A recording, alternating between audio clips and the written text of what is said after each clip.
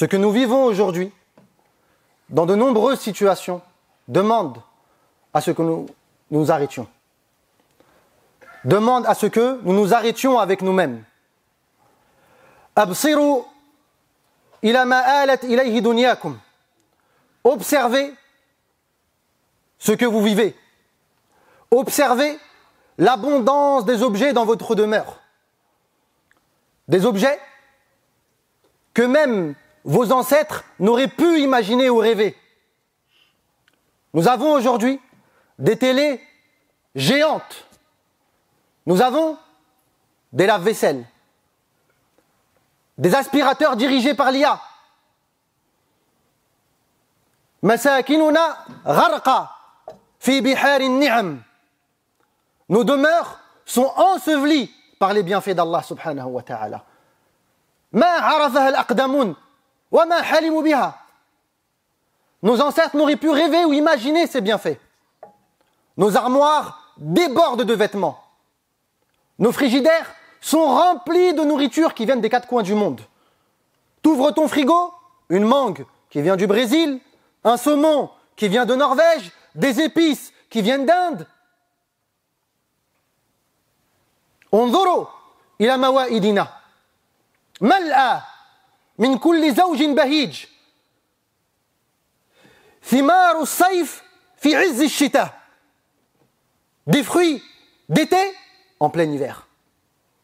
لآل البحار من أقاصي المحيطات وأطايب الأرض من كل فج عميق على موائدنا.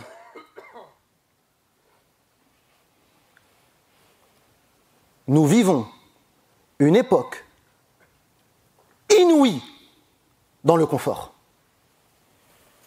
في جيوبنا, dans nos poches, آلات تفوق ما كان يحمل به كسرى وقيصر. Dans nos poches, des objets que même les rois des Perses et des Romains ne pouvaient imaginer. تنقل لنا همس العالم وصخبه في أقل من طرفة عين. Les informations du monde entier, le moindre petit bruit nous est rapporté en un clin d'œil.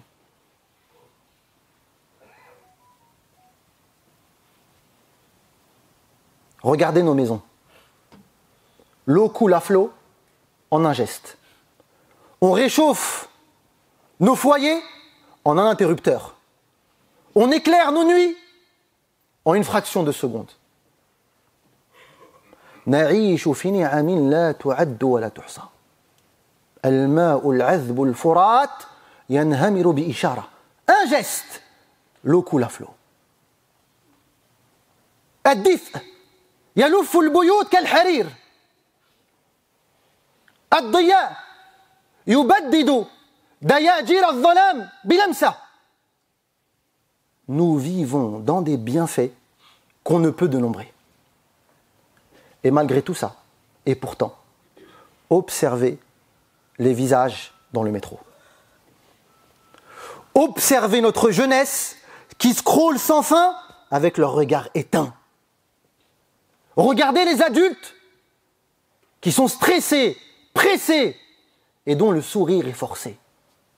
Rentrez dans les foyers et regardez ces familles qui possèdent tout, mais qui ont perdu l'essentiel.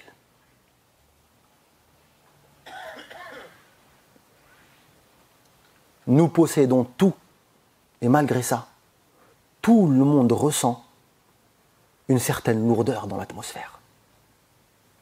Un goût amer. On a perdu quelque chose.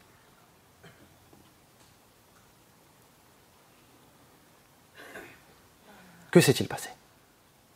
Ça, c'est une question qu'il faut qu'on se pose. Il faut qu'on ait le courage de poser cette question pour comprendre et trouver des solutions à ce que nous vivons. Ce n'est pas normal.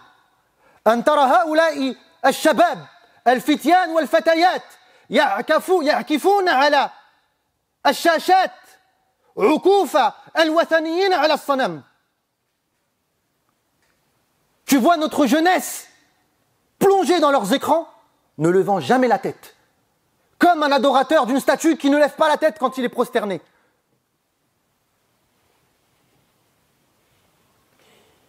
Kalimatun wahida.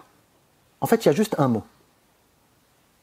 فهمها وعاشها الصالحون من أمتنا وأضعناها نحن الغافلون. Un mot que nos ancêtres pieux ont vécu, ont compris, et que nous, insouciants, ignorants, avons délaissé et perdu. Innaha al-baraka. Al-baraka ya ibadallah. La notion de baraka. Lorsque Allah Azza wa Jal transforme le peu en beaucoup. Lorsque Allah Azza wa Jal transforme l'éphémère en quelque chose de constant. Nous avons perdu la baraka dans notre vie. Certes, on possède tout, mais on a perdu l'essentiel. Vous savez ce que c'est la baraka? La baraka, c'est quand Allah Jalla wa Ala met sa bénédiction sur un serviteur et que ses moments de vie, ses actions, son temps, sa santé se démultiplient et sont préservés dans le temps, alors que, objectivement parlant, en termes de cause, il n'aurait pu produire cet effet. Al-baraka, c'est quand tu te réunis avec ta famille autour juste d'un ou deux verres de thé. Il n'y a pas grand-chose, vous n'avez même pas de na'na' pour faire le thé. Vous le faites comme ça. Et malgré ça, à ce moment-là, Allah il fait descendre la baraka sur ce moment. Que même un repas dans l'un des plus grands restaurants à des milliers d'euros ne peut produire comme effet. Tu sais ce que c'est le baraka? Le baraka, c'est quand tu es avec ton frère et que tu n'es pas bien. Sadruka yadiq. Tu es dans un mal-être, dans un malaise. Mais tu es avec ton frère en Allah, celui que tu aimes. Et tu as une discussion avec lui. Tu as peut-être même un fou rire avec lui. Et qu'à ce moment-là, Allah il descend la baraka dans ce moment-là. Un simple moment que même des milliers de médicaments ne peuvent produire. Ça, c'est la baraka. La baraka, c'est quand tu as un salaire modeste, mais que ta mère, tes sœurs, tes tantes, tes enfants, ta femme, tout le monde en profite. Parce qu'il y a la baraka. La baraka, c'est ce qui rend riche le pauvre et qui appauvrit le riche. Wallahi, tu peux être milliardaire, sans baraka, tu resteras pauvre. Et donc, ce que nous devons retrouver dans nos vies, c'est al-baraka. La question que nous devons nous poser, qu'est-ce qui ramène, qu'est-ce qui produit cette baraka dans ma vie?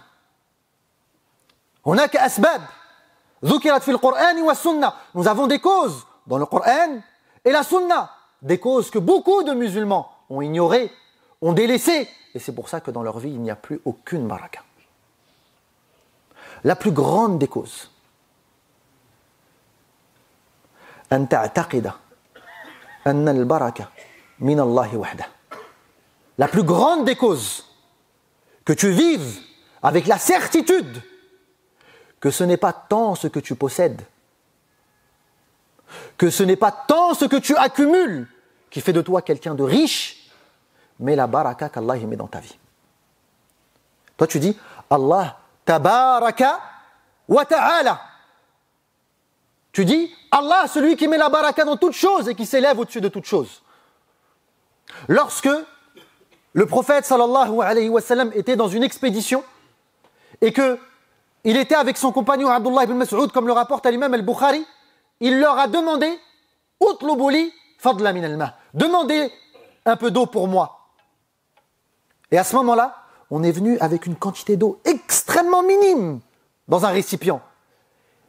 Qu'est-ce que le prophète sallallahu alayhi wa sallam a dit? Quand il a vu cette toute petite quantité, il a dit Hayyun tahurun mubarak, al-barakatu min Allah. Il ne s'est pas arrêté sur la petite quantité, il ne s'est pas dit qu'est-ce que je vais faire avec ça. Non, il a dit Hayyun tahurun mubarak, une eau pure et bénite, wal barakatu min Allah. أن تعيش في هذه الدنيا معتمدا على الله لا على الأسباب. Aujourd'hui, beaucoup de musulmans vivent une sorte d'apostasie dans leur foi. La confiance qu'ils ont en les causes n'est pas normale. Elle s'oppose à une sincérité dans la foi. Regardez comment les musulmans ont développé un rapport à la cause. Et vous allez comprendre que la notion de tawakkul a perdu sa réalité dans le cœur de beaucoup de musulmans. Parmi les causes de l'baraka que les gens ne comprennent pas, le fait est de fuir et de t'éloigner le plus possible du riba. Yamhaqullahu riba. Al-mahq. Allah Jalla wa Ala annule toute baraka dans une vie lorsqu'il y a ne serait-ce que 1 dirham de riba, 1 euro de riba. Al-mahq. Fuis l'usure comme tu fuis la mort, comme tu fuis la peste, comme tu fuis le lion affamé. Wallahi al-ali al-azim, wa rabbi al-Kaaba, j'ai connu une personne, uqsimu lakum billah. C'était une personne à qui Allah Azza wa Jal avait mis la baraka dans tout ce qu'il faisait. Wallah. En termes d'argent, il était extrêmement riche. Sa famille, soudée, aimante. Une personne intelligente. Tout le monde l'aimait. Son réseau, Allahu Akbar. Un jour, je ne sais pas ce qui lui est passé par la tête. Il a rencontré un partenaire. Il a rencontré avec quelqu'un avec qui il s'est lancé dans un commerce et ils ont décidé de faire riba. Wallahi al-ali al-azim. Je jure par Allah que cette personne-là, je la connais personnellement, je connais ses secrets personnellement. Wa rabbil Kaaba, aujourd'hui, il demande de l'argent pour manger. Il a tout perdu. Aujourd'hui, sa famille, elle est effritée.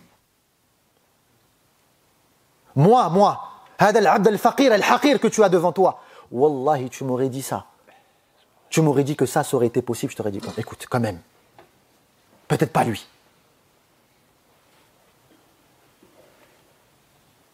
Parmi les causes qui ramènent la baraka dans ta vie, az-zaka. Az-zaka. Al-Hasan al-Basri disait, hassinu amwalakum biz-zaka. Préservez votre argent avec la zakat. روي عن النبي صلى الله عليه وسلم بسند فيه ضعف ما تلف مال في بر وبحر إلا بترك الزكاة. Jamais de l'argent n'a été perdu sur la terre ou dans la mer si ce n'est à cause du délaissement de la zakat. Regarde aujourd'hui les musulmans, ils se plaignent qu'ils n'ont pas de baraka dans leur vie. Regarde, demande-leur leur zakat. Oh, ça fait 1 mois que je devais la sortir. Comment la majorité des musulmans ne savent même pas calculer leur zakat. La majorité des musulmans n'ont jamais pris un cours sur fiqh ou zakat. La jurisprudence de l'aumône. Et après, ils s'étonnent que dans leur vie, il n'y a pas de baraka.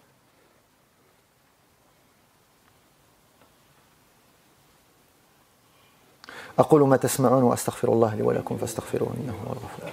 الحمد لله والصلاة والسلام على رسول الله وعلى آله وصحبه ومن تبع هداه أما بعد. Désolé, on interrompt la vidéo quelques instants pour que tu participes à ce khair avec nous.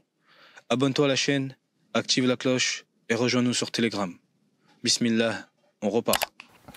Parmi les causes de la baraka qui ont été délaissées dans notre époque, Salatul Arham. Wallahi al-ali al-azim. Combien de personnes ne comprennent pas l'impact de la visite de tes parents, l'impact de la visite de tes tantes, l'impact de la visite de tes cousins, de tes oncles sur ta vie. In kuntum musaddiqina Rasulallah sallallahu alayhi wa sallam.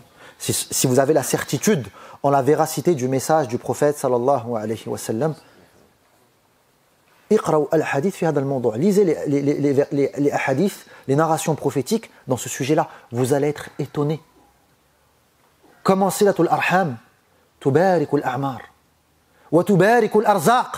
Comment la visite de la famille, la préservation des liens de sang mettent de la bénédiction dans la vie de l'individu. Vous savez, dans le hadith, il dit que elle prolonge la vie. Tutilul umr. Ici, ce n'est pas la quantité de la vie qui s'allonge, mais c'est la baraka dans celle-ci. Le fait est que dans une vie comme tout le monde, dans 24 heures comme tout le monde, tu vis la vie de 10 personnes. Tu t'assois avec une personne et tu lui dis, allez, raconte-moi ta vie. Et plus tu la racontes, plus la personne, elle se dit, non, mais lui, c'est un menteur, c'est pas possible. Non, c'est pas que c'est pas possible. C'est pas que c'est pas possible. C'est juste que la majorité des gens, marbounun fi mada. Marbounun fi sihhatihim wa fi awqatihim. La plupart des gens sont des mauvais commerçants en ce qui concerne leur santé et leur temps libre. Alors que la personne qui est mubarak wa ja'alani mubarakan aynama kunt, lorsque la baraka tahillu fik, lorsque tu deviens béni, tes 24 heures produisent l'effet de 1 mois, de 1 an. Et regardez, une des nuits les plus bénites, Laylatul Qadr. Hiya fi shahrin mubarak, wa hadhihi laylatun mubaraka. Ta'dilu alf shahr. Une nuit qui équivaut à 1000 mois. Et l'une des plus grandes causes de la bénédiction de la vie de l'individu, c'est la relation que tu as avec ta mère. La relation que tu as avec ton père. Dans une époque où la désobéissance envers les parents est devenue monnaie courante. Là, encore une fois, si tu demandes aux musulmans quel est le rapport que tu dois avoir avec tes parents, quels sont les droits que tes parents ont sur toi, comment tu peux être sûr que dans chaque décision que tu prends, tu agrées Allah Azza wa Jal vis-à-vis de tes parents? Pour ça, il faut étudier. Et quand tu demandes aux musulmans, as-tu déjà pris le temps d'étudier ce qu'on appelle fiqh birril walidayn? Vous allez voir que la majorité d'entre eux ne savent pas. Parce que ce sujet ne les intéresse pas. Et après, ils s'étonnent qu'il n'y a plus de baraka dans leur vie. Autre grande cause de baraka, et cette cause-là, elle est extraordinaire. Et là, je suis en train de vous dire des choses, wallah, vous ne pouvez pas le comprendre. Tant que vous ne l'avez pas appliqué. Le jour où tu vas être pressé, tu vas être occupé, tu vas avoir des problèmes dans ta vie, des problèmes dans le travail, des problèmes de ceci, et que malgré tout, tu vas aller visiter ta mère. Parce que tu as la certitude qu'en allant visiter ta mère, en prenant soin d'elle, ces problèmes-là dont tu te plains vont être solutionnés. Le jour où tu auras cette certitude-là, où tu ne vas pas considérer que la visite de ta mère est une perte de temps, à ce moment-là, tu auras compris que tu auras saisi ce que c'est réellement la baraka. Une autre des causes qui est extraordinaire, ala wahiya musahabatul Qur'an. La relation que tu as avec le Coran. Plus tu vis avec le Coran, plus ta vie elle est bénie. Allah Azza wa Jalla nous dit Kitabun anzalnahu ilayka mubarak. Kitabun mubarak. Liyadabbaru ayati. C'est un livre qui est béni. À chaque fois que tu te poses avec lui et que tu le médites, tu en ressors avec des bénédictions et des bénédictions. Et une des règles qui a été établie par les pieux de cette communauté, vous savez, on entend aujourd'hui dans le développement personnel la gestion du temps. Nous, en tant que musulmans, nous avons notre propre philosophie de la gestion du temps. Nous avons notre propre manière de gérer le temps. L'une de ces manières, retenez celle-ci, elle est extrêmement importante. L'une de ces manières, c'est d'avoir la certitude que plus tu passes du temps avec le Coran, dans la méditation de celui-ci, dans la récitation de celui-ci, dans la réflexion vis-à-vis des versets, plus il y a une baraka dans ton temps et plus il y a une baraka dans tout ce que tu fais. Un jour, nous avons ce grand imam, Diya al-Maqdisi, rahmatullah, Diyauddin al-Maqdisi, un grand imam qui est parti étudier le hadith. Vous savez, le hadith, c'est une science qui demande énormément de temps. Et il est parti visiter, avant de partir et voyager, il est parti voir son professeur, à savoir le grand imam Abdul Wahid, Ibrahim ibn Abdul Wahid al-Maqdisi. Et cet imam-là lui a dit « La tatruki al-Qur'an » ne délaisse jamais le Coran. فَإِنَّهُ عَلَى قَدْرِ مَا تَقْرَأُهُ يَتَيَسَّرُ لَكَ مَا تَطْلُبُهُ. Car sache que, en fonction de la compagnie du Coran, tout ce que tu entreprends te sera facilité. Ça peut paraître un non-sens pour certains, parce qu'ils ont une foi dans les causes et ils ne comprennent pas que c'est Allah qui met la baraka dans les causes. Mais quand tu appliques cette règle-là, qui est que, en fonction du temps que tu passes avec le Coran, Allah te facilite tout ce que tu entreprends. Tu as un problème avec ta femme, lis le Coran. Tu veux la baraka dans ton commerce, lis le Coran. Te dis pas, ouais, mais j'ai un rendez-vous, je dois faire ceci, je dois faire cela, j'ai pas le temps. Lis. Réserve un temps non négociable pour le Coran. Et tu verras que tout sera facilité. Je vous invite à étudier ce sujet, à le lire, à le comprendre, car c'est une véritable problématique dans notre époque. La disparition de la baraka dans nos vies. أسأل الله تبارك وتعالى أن يهدينا جميعا.